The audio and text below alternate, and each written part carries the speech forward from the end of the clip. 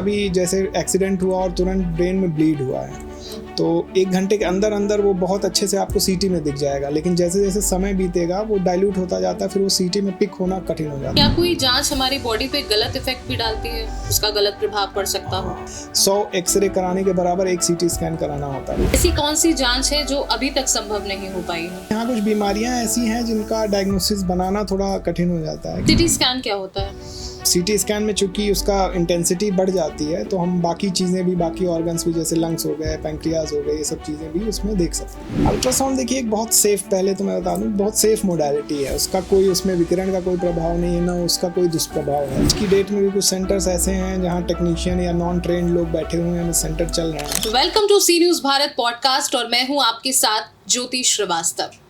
आज हम जिस टॉपिक पर चर्चा करने जा रहे हैं वो विषय महत्वपूर्ण तो है ही, साथ ही साथ दिलचस्प भी है। जब कभी भी हम बीमार पड़ते हैं तो डॉक्टर के पास जाते हैं। डॉक्टर हमें जांच की सलाह देते हैं और इस जांच के आधार पर ही हमारा आगे का इलाज होता है। यानी कि आज की चिकित्सा पद्धति में डायग्नोस्टिक सेंटर बहुत बड़ी भूमिका निभाते नजर आ रहे हैं और आज हम इसी विषय पर चर्चा करने वाले हैं कि जब कभी भी हम जांच कराने जाएं तो हमें किन किन बातों का ध्यान रखना चाहिए। डायग्नोस्टिक सेंटर से जुड़ी ऐसी कौन सी बातें हैं जिसका हमें विशेष रूप से ध्यान रखना चाहिए, और इसकी जानकारी देने के लिए आज हमारे साथ मौजूद हैं उत्तर प्रदेश के जाने माने रेडियोलॉजिस्ट और सिग्मा डायग्नोस्टिक सेंटर के director doctor Vivek Kumar Yadav. Doctor Vivek Kumar Yadav, सी न्यूज़ भारत पॉडकास्ट में आपका बहुत बहुत स्वागत है। अमूमन हम जांच तो करा लेते हैं, लेकिन ऐसी कौन कौन सी बातें हैं जो हमें डायग्नोस्टिक सेंटर पे जाने से पहले उसका ध्यान रखना चाहिए? देखिए, डायग्नोस्टिक एक अपने आप में कई सारी फील्ड मिला के एक डायग्नोस्टिक्स आप नहीं कह सकते हैं। डायग्नोस्टिक्स में आपके रेडियोलॉजी भी आ गया, पैथोलॉजी भी आ गई, मॉलिक्यूलर बायोलॉजी आ गई, माइक्रोबायोलॉजी आ गई। तो जो टेस्ट हम कराने जा रहे हैं उससे संबंधित सावधानियां हमें बरतनी होंगी। जैसे कुछ जांचें हैं जिसमें हमें खाली पेट ब्लड का सैंपल देना होता है। अल्ट्रासाउंड यदि कराने जा रहे हैं तो वो भी आपको खाली पेट ही जाना है उसको कराने के लिए भी। तो इस तरह से कुछ ये चीज़ें हैं जिनका ध्यान रखना चाहिए। वो जांच पे निर्भर करेगा कि आप कौन सी। डायग्नोस्टिक सेंटर पे कौन कौन सी जांचें होती हैं? अब डायग्नोस्टिक सेंटर पे जैसे मैंने आपको बताया, मुख्य रूप से 4-5 तरह से आप अलग अलग कर सकते हो। जैसे रेडियोलॉजी में आपकी अल्ट्रासाउंड, सीटी, एक्सरे, MRI, ये सारी जांचें आपकी रेडियोलॉजी में डिपार्टमेंट में आ गई। दूसरा पैथोलॉजी डिपार्टमेंट, जिसमें आप सारे ब्लड सैंपल्स, यूरिन सैंपल्स, ये सब चीज़ें देते हो। ये मोटा मोटा पैथोलॉजी में आ गया। ऐसे ही माइक्रोबायोलॉजी में जो भी हमारे हार्मोनल एसेज हैं, ठीक है, ये सब की जांचें होती हैं। फिर जेनेटिक्स रिलेटेड जो भी जांचें हैं वो मॉलिक्यूलर बायोलॉजी में आ गई। तो इस तरह से इसको आप डिवाइड कर सकते हैं। ऐसी कौन सी जांच है जो अभी तक संभव नहीं हो पाई है?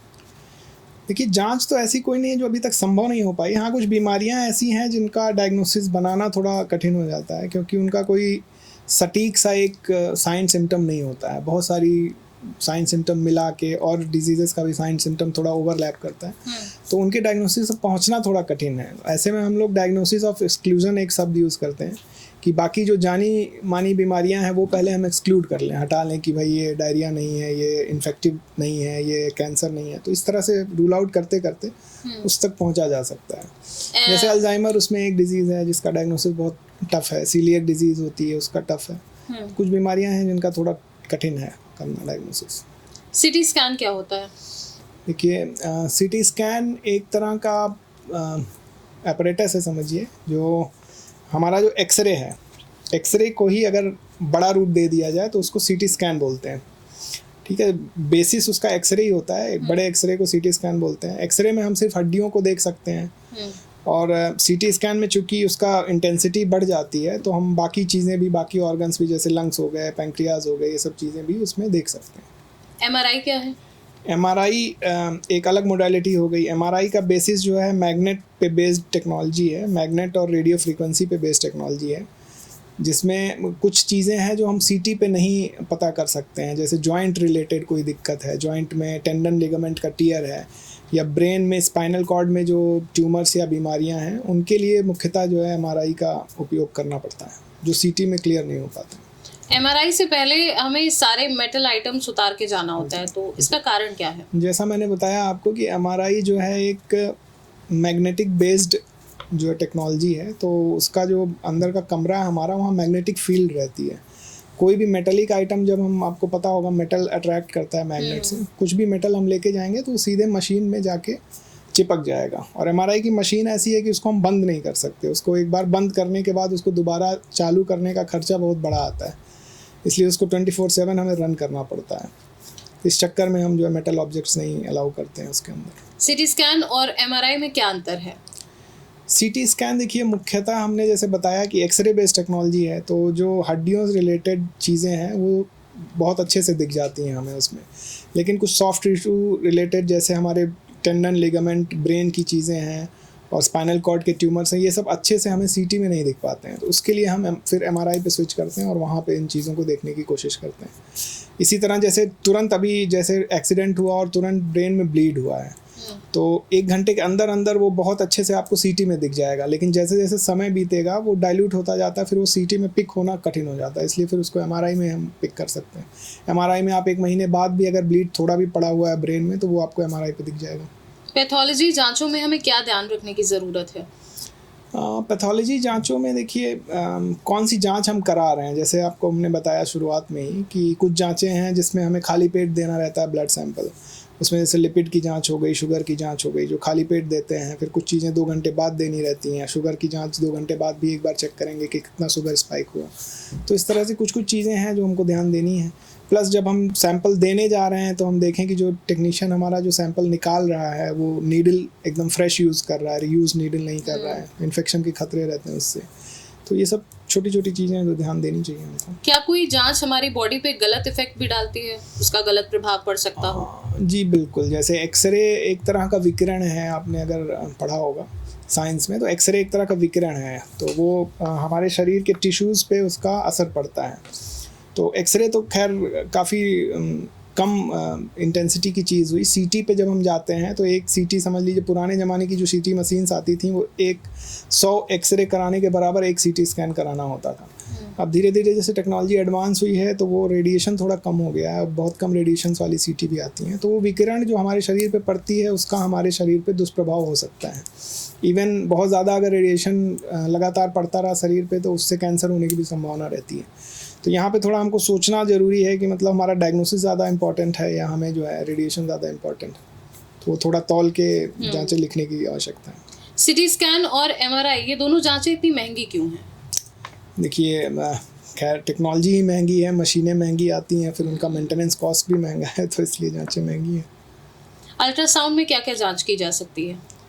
अल्ट्रासाउंड देखिए एक बहुत सेफ़, पहले तो मैं बता दूं, बहुत सेफ़ मोडालिटी है, उसका कोई, उसमें विकिरण का कोई प्रभाव नहीं है, ना उसका कोई दुष्प्रभाव है। जैसे कई बार हमारे भी पेशेंट पूछते हैं कि भाई पेट में बच्चा है, इतने बार बार अल्ट्रासाउंड करा रहे हैं, तो इसका कोई दुष्प्रभाव तो नहीं? बिल्कुल कोई दुष्प्रभाव नहीं है।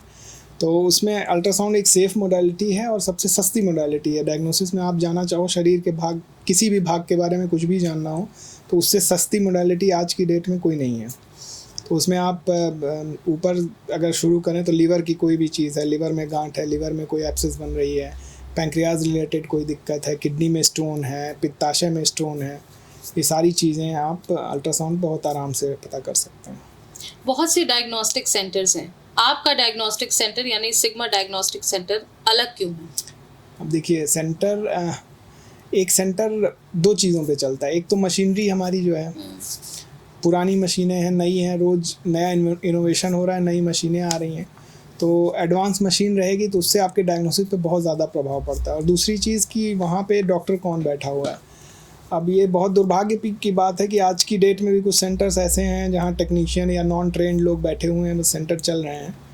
खैर इनकी संख्या बहुत कम है और सरकार इस पर लगाम भी लगा रही है, लेकिन फिर भी आप जहाँ भी जाएँ ये जाँच के जाएँ कि वहाँ पे क्वालिफाइड प्रोफेशनल बैठ रहे हैं और मशीनें सही हैं। हमारे सिग्मा इमेजिंग में खुद बीइंग अ डॉक्टर मैं खुद ही सारी चीज़ें करता हूँ और हमारी मशीनें भी लेटेस्ट हैं। इस तरह से हम थोड़ा अलग हैं बाकी लोगों से। आज के समय में हर व्यवस्था का व्यवसायीकरण हो रहा है जी, डायग्नोस्टिक सेंटर पर इनका क्या प्रभाव पड़ रहा है? हाँ बिल्कुल पड़ रहा है। जैसे मैंने आपको बताया कि जो नॉन मेडिकोज हैं जिनका सिर्फ व्यवसाय करना ही एक मात्र मकसद है, तो वो मशीनें भी पुराने ज़माने की लेके लगा ले रहे हैं, डॉक्टर भी नहीं बिठा रहे हैं, टेक्नीशियन बिठा के काम कर रहे हैं, तो इस तरह का काफ़ी गोरख धंधा चल रहा है। तो ये एक तरह से दुर्भाग्यपूर्ण है और सरकार इसमें काफ़ी कदम भी उठा रही है, बंद करती है, छापामारी करती है, लेकिन फिर भी ऐसी छोटी मोटी चीज़ें चलती रहती हैं। तो इन सब चीज़ों का हमें ध्यान रखना चाहिए जब भी हम जा रहे हैं कहीं आप जांच कराने। तो इन सब चीज़ों का ध्यान रखना बहुत ज़रूरी है। पथरी की जांच को लेकर काफ़ी भ्रांतियाँ हैं लोगों के मन में। जी। एक्चुअली भ्रांतियाँ इसलिए हैं क्योंकि पथरी 5-6 तरह की होती है। तो जो पित्ताशय की पथरी है वो अल्ट्रासाउंड सबसे बेस्ट है उसके लिए। पित्ताशय की पथरी कोई भी है वो आपको सीटी में नहीं दिखेगी, एक्सरे कराएंगे तो उसमें नहीं दिखेगी। तो कई बार लोगों को ये पता नहीं होता कि जांच कौन सी कराएं जिसमें हमें दिखे। इसी तरह से जो हमारे गुर्दे की पथरियां होती हैं वो 5 तरह की होती हैं। उसमें भी कुछ पथरियां आपको अल्ट्रासाउंड पे दिखेंगी, कुछ नहीं दिखेंगी, कुछ सिर्फ सीटी में दिखेंगी। तो इस वजह से थोड़ी सी मतलब जानकारी के अभाव में थोड़ी भ्रांतियाँ हैं। बाकी आप सही डॉक्टर के पास जाएंगे तो ऐसी कोई भ्रांति की बात नहीं है, इसमें डायग्नोसिस हो जाती है पथरी की। कई बार जांच की सटीकता को लेकर भी सवाल उठ जाते हैं, कहीं कोई कुछ रिपोर्ट आती है, कहीं कुछ रिपोर्ट आती है, तो ये कैसे पॉसिबल है? जी, जैसा मैंने आपको बताया कि कौन कर रहा है जांच आपकी, वो क्वालिफाइड है कि नहीं, प्लस मशीनरी आपकी एडवांस्ड है कि नहीं। अब मैं एक छोटा सा आपको उदाहरण दूं तो अल्ट्रासाउंड की मशीन जो है 7 लाख से शुरू होके और 2-2.5 करोड़ तक आती है। तो अब आप उसमें सोच सकते हो कि क्या डिफरेंस है। जितनी अच्छी मशीन होगी उतनी अच्छी छोटी से छोटी चीज़ें भी उसमें आपको दिख जाएंगी। तो ये कुछ चीज़ें हैं जो थोड़ा सा अलग करती हैं। आपको इतना लंबा अनुभव है तो फिर भी कोई ऐसी जांच जिसने आपको परेशान किया हो आज तक? कभी कोई ऐसी जांच?